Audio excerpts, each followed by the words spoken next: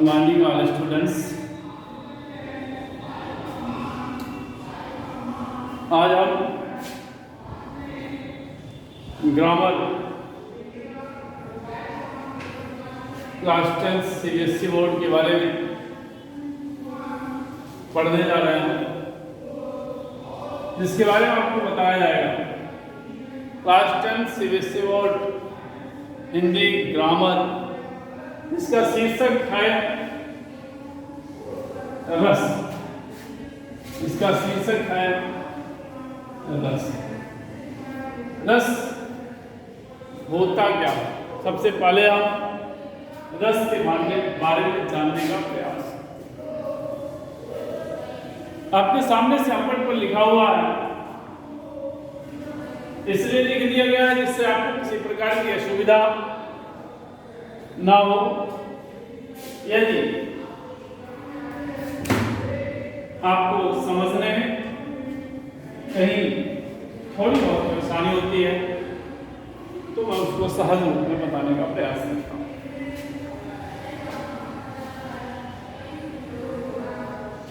कहा है कि किसी भाषा के साहित्य में रस के बिना काव्य की सत्ता की कल्पना भी नहीं की जा सकती।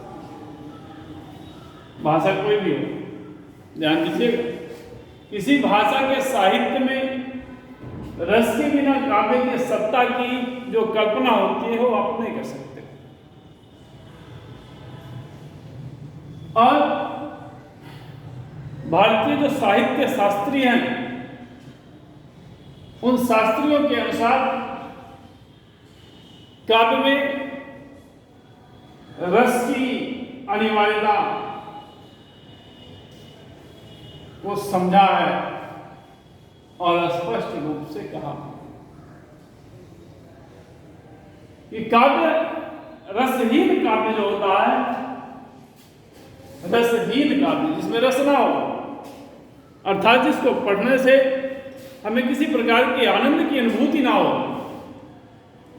वह शब्द, वह भाषा, वह रस, वह नाटक, वह दृश्य काव्य फिर रस नहीं रहता। जिस प्रकार से हमारे शरीर में आत्मा का वास होता है और जिस समय उस शरीर से आत्मा का संबंध विच्छेदन हो जाता है, फिर हमारे शरीर का अस्तित्व समाप्त हो जाता है। ठीक उसी प्रकार से यदि वह काव्य है तो उसमें रस का होना आवश्यक है। इसलिए रसहीन वाक्य को हम काव्य नहीं कह सकते हैं। जो वाक्य रसहीन होता है उसे काव्य की संज्ञा नहीं दी जा सकती। तो काव्य शास्त्रों के अनुसार जो स्पष्ट रूप से कहा गया है, पंडित विश्वनाथ शास्त्री जी महाराज है, विश्वनाथ महापात्र जी हैं, उनके अनुसार सरस अथवा रसयुक्त, सरस अथवा रसयुक्त काव्य को, रसयुक्त वाक्य समूह को ही हम काव्य कहते हैं, जिसको संस्कृत में कहा गया है कि वाक्यम रसात्मकम काव्यम, वाक्यम रसात्मकम काव्यम, यानी सरस युक्त या रसयुक्त वाक्य समूह को हम क्या कहते हैं? काव्य कहते हैं। इसी प्रकार से काव्य को पढ़ने उसका जो सहज परिभाषा है, ये सहज रूप में जो परिभाषित किया गया है कि काव्य को पढ़ने या नाटक को देखने या सुनने से जो विशेष प्रकार की आनंद होती है, फिर से ध्यान दें कि काव्य को पढ़ने अथवा नाटक को देखने से जो विशेष प्रकार का आनंद होता है उसे हम क्या कहते हैं? रस। काव्य को पढ़ने से, काव्य को सुनने से या काव्य को देखने से जो मुझे आनंद की प्राप्ति होती है, विशेष प्रकार की आनंद की प्राप्ति होती है, उसे हम क्या कहते हैं? रस। नाट्य शास्त्र भरत मुनि के अनुसार, नाट्य शास्त्र के रचयिता हैं भरत मुनि के अनुसार विश्वनाथ सॉरी विभावानुभाव से व्याविचारी संयोगादर्श निष्पत्ति।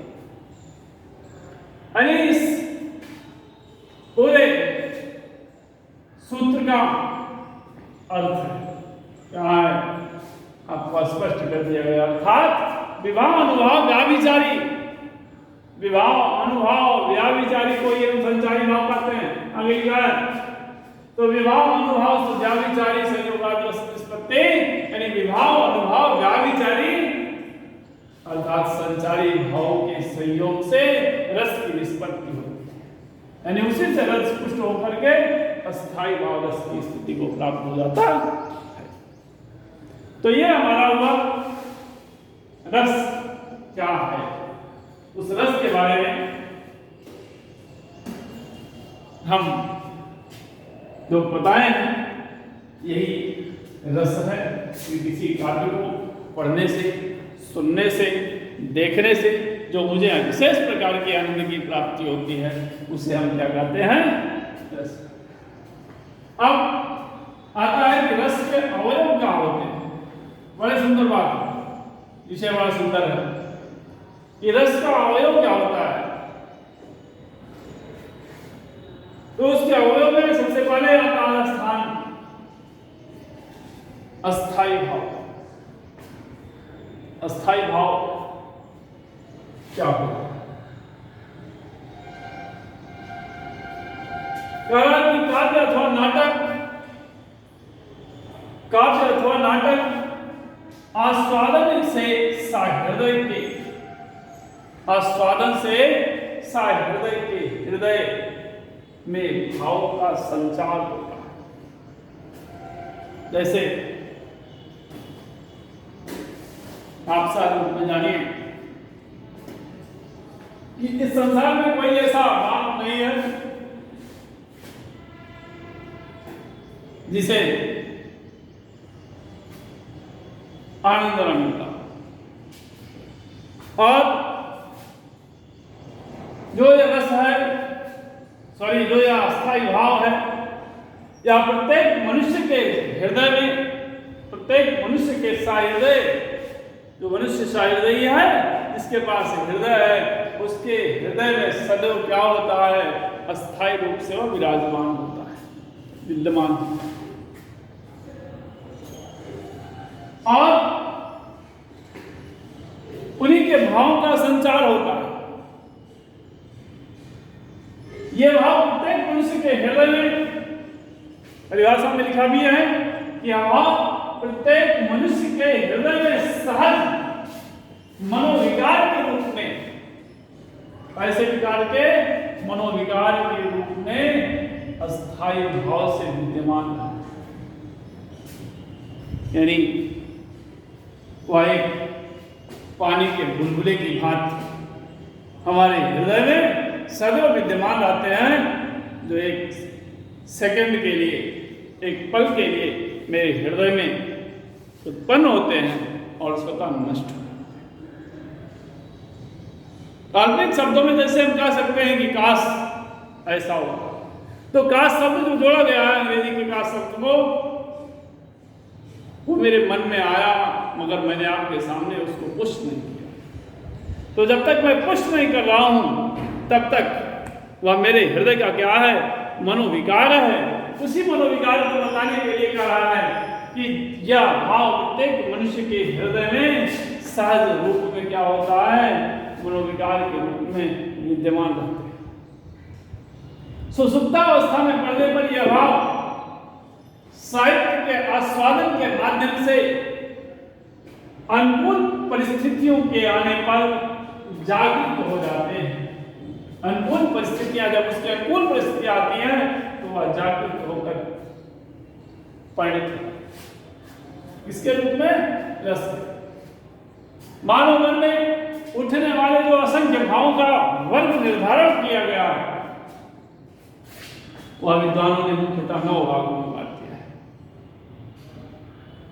अस्थाई भाव को 9 भागों में विभाजित, कितने भागों में? 9 भागों में। जैसे क्या है रति, हास, शोक, उत्साह, भय, जुगुप्सा, निर्वेद। तो ये 9 भागों में इसे डिवाइड कर दिया गया है। और कुछ विद्वानों के अनुसार निर्वेद दृश्य काव्य के अयोग्य है। निर्वेद मन होता है शांत, शांत रस होता है, उसको विद्वानों के अनुसार यह देखने के योग्य नहीं होता है। इसलिए कुछ के अनुसार वत्सल माने वात्सल्य भाव को, यानी जो हम अपने बच्चों के प्रति प्रेम दिखाते हैं उसे हम वात्सल्य भाव कहते हैं। तो वात्सल्य भाव को अलग कोटि में रखा गया क्योंकि रति से भिन्न है। इसी प्रकार भक्ति को भी भिन्न कोटि का माना जाना चाहिए। और इस आधार पर अस्थायी भावों की संख्या 8, 10, 11 मानी जाती है, लेकिन मुख्य रूप से 9। तो ये 9 अस्थायी भाव है। इसके बारे में हम आपको पुनः कल चर्चा करेंगे। जैसे आप थोड़ा सा ध्यान देंगे कि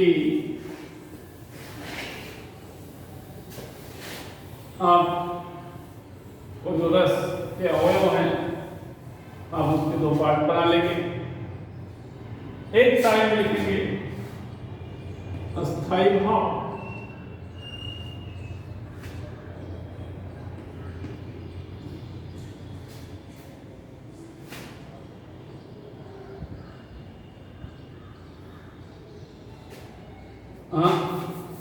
एक साइड में लिखेंगे रस और एक अस्थायी भाव, ऐसे लिखा जाएगा। मगर हम इसका व्याख्या हम कल करेंगे इसके बारे में। जैसे रति लिखा है और रति माने प्रेम और दैव विषय भी करते हैं।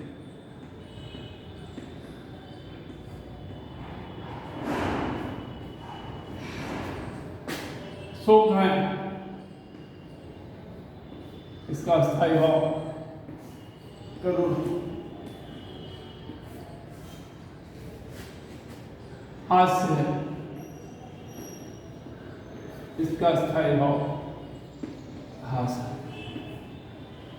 इसके आगे हम आपको कल बताएंगे और उम्मीद करते हैं कि आप लोग इसको बड़े ध्यान से पढ़ेंगे। अगर किसी प्रकार की असुविधा होगी तो पुनः मैं आपको समझाऊंगा और समझाने का प्रयास करता हूँ। तो ठीक इसी के साथ हम अपनी वाणी को विराम देंगे। धन्यवाद।